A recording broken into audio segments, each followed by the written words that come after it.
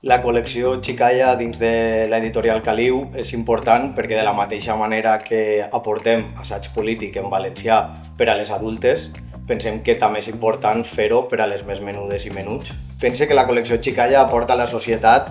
primerament la difusió del valencià com a llengua vehicular de tots els nostres llibres, però a banda també cal destacar la importància de la vertebració territorial a partir dels nostres llibres, com podria ser l'Atles il·lustrat de les comarques valencianes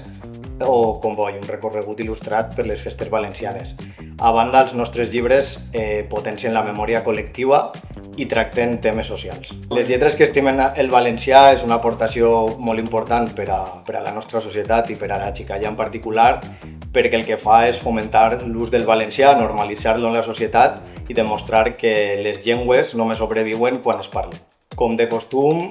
quan treballem un llibre des de Xicalla sempre intentem que siga un projecte més enllà del llibre i sempre intentem anar de la mà de projectes afins que treballen les temàtiques concretes de la que tracta el llibre. I per això, en aquest cas, treballem amb Escola Valenciana, amb Famílies pel Valencià i Rocambole Teatre perquè el llibre vagi més enllà de les llibreries. Per a mi, formar part de la col·lecció Xicalla és un repte i un orgull, perquè realment és una col·lecció molt completa, que arriba a escoles, biblioteques, etc. I per a mi il·lustrar-ho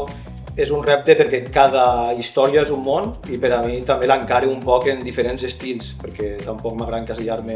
en un estil concret i és important per tot el que comporta totes les temàtiques que toquem en aquesta col·lecció. L'estil que he utilitzat en este conte és un estil americà dels anys 20-30 del còmic.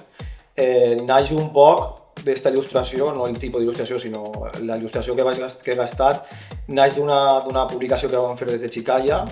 per a posar-nos a favor del valencià a les escoles en la tria de la llengua base que es va fer fa un temps. Per a mi, adaptar el llibre a lectura fàcil i pictogrames és un repte sempre, perquè cada vegada anem canviant de pictos i tal, però per a mi també és una satisfacció, perquè realment és una necessitat que té el País Valencià, perquè cap editorial en principi ne feia així, llavors som la primera i l'única en principi que ho fem, i per a mi és supernecessari. Per a mi és una faena més que faig, però la faig amb moltes ganes perquè crec que ha d'arribar a totes les persones i a tots els xiquets i xiquetes que puguin llegir el llibre. I per això, per fer del valencià una llengua del futur, us convidem a participar al nostre Verkami i fer possible les lletres que estimen el valencià. Per a mi escriure un conte infantil suposa contar les històries que a mi m'haguera agradat que m'hagueren contat de menut i sobretot les que jo vull contar-li a les meves nebodes i a les persones que estime. Les lletres que estimen el valencià naix com a necessitat de posar en valor